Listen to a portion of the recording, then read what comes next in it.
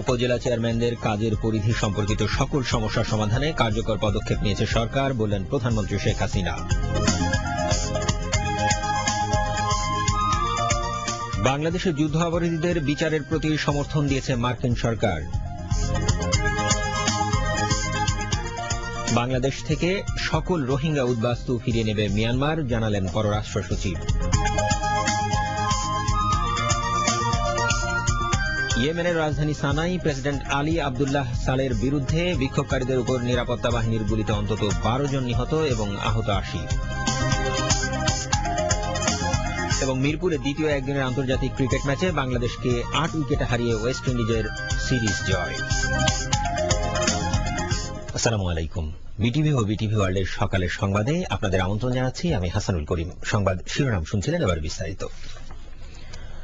প্রধানমন্ত্রী শেখ হাসিনা স্থানীয় সরকার ব্যবস্থার সংস্কার কর্মসূচির ধীর গতিতে ধৈর্য না হারানোর জন্য উপজেলা চেয়ারম্যানদের প্রতি অনুরোধ জানিয়ে বলেছেন, স্থানীয় সরকার ব্যবস্থার সঙ্গে সংশ্লিষ্ট সমস্যাগুলো শীঘ্রই সমাধান করা হবে। উপজেলা চেয়ারম্যান পরিষদের একটি প্রতিনিধি দল গতকাল রাতে প্রধানমন্ত্রীর সঙ্গে তাঁর সরকারি বাসভবন গণভবনে সাক্ষাৎ করতে গেলে তিনি একথা বলেন। উপজেলা চেয়ারম্যান পরিষদের সভাপতি হারুন রশিদ হাওলাদার প্রতিনিধি দলের নেতৃত্ব দেন। প্রধানমন্ত্রীর প্রেস সচিব আবুল কালাম আজাদ বৈঠকের পর সাংবাদিকদের ব্রিফিং করেন। প্রধানমন্ত্রী বলেন, তাঁর সরকার স্থানীয় সরকার ব্যবস্থা কার্যকর করতে ইতোমধ্যে বিভিন্ন পদক্ষেপ নিয়েছে, যাতে উপজেলা চেয়ারম্যানগণ কার্যকরভাবে তাদের দায়িত্ব পালন করতে পারেন এবং তাদের এলাকায় উন্নয়ন কর্মকাণ্ডে ব্যাপক ভূমিকা রাখতে পারেন। প্রধানমন্ত্রী প্রেস সচিব আবুল কালাম আজাদ জানান, প্রধানমন্ত্রী উপজেলা চেয়ারম্যানদের কথা মনোযোগ দিয়ে শুনে বলেছেন, উপজেলা চেয়ারম্যানরা যেসব সমস্যার সম্মুখীন হচ্ছেন শীঘ্রই তা দূর করা হবে। প্রধানমন্ত্রী বলেন, বাংলাদেশের দীর্ঘদিন গণতন্ত্রের চর্চা ছিল না এবং তাই দেশের গণতান্ত্রিক প্রতিষ্ঠানগুলো যথাযথভাবে কাজ করত না।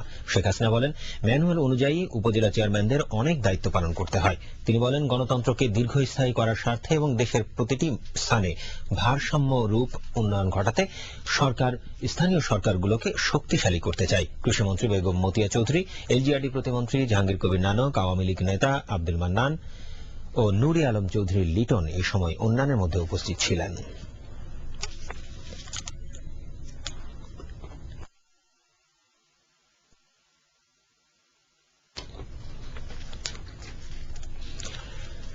বাংলাদেশে নিযুক্ত নরওয়ের রাষ্ট্রদূত রেগনি বার্টেইলান্ড গতকাল প্রধানমন্ত্রী শেখ হাসিনার সঙ্গে তার সরকারি বাসভবন গণভবনে সাক্ষাৎ করেন। সাক্ষাতের পর প্রধানমন্ত্রীর প্রেস সচিব আবুল কালাম আজাদ বলেন, তারা বাণিজ্য ও বিনিয়োগ সহ পারস্পরিক স্বার্থ সংশ্লিষ্ট বিষয় নিয়ে আলোচনা করেন। Ambassador at large M Ziauddin, প্রধানমন্ত্রীর মুখ্য সচিব শেখ ওয়াহিদুজ্জামান, প্রধানমন্ত্রীর কার্যালয়ের সচিব মোল্লা ওয়াহিদুজ্জামান এবং প্রেস সচিব আবুল কালাম আজাদ এ সময় উপস্থিত ছিলেন।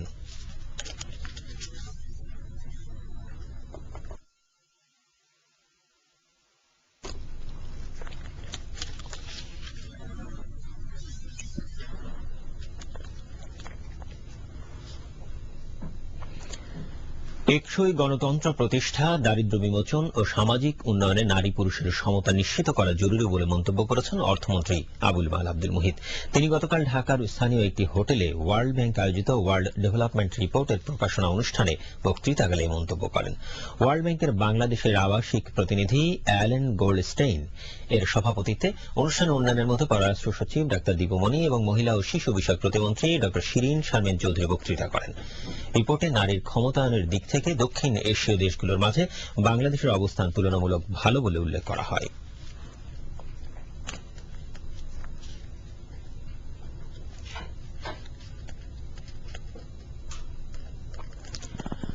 তথ্য এবং সংস্কৃতি মন্ত্রী আবুল কালাম আজাদ বলেছেন, সরকারের উন্নয়ন কাজ ব্যাহত করতে বিরোধী দল দেশে অস্থিতিশীল পরিবেশ সৃষ্টির পায়তারা করছে। তিনি গতকাল জামালপুরের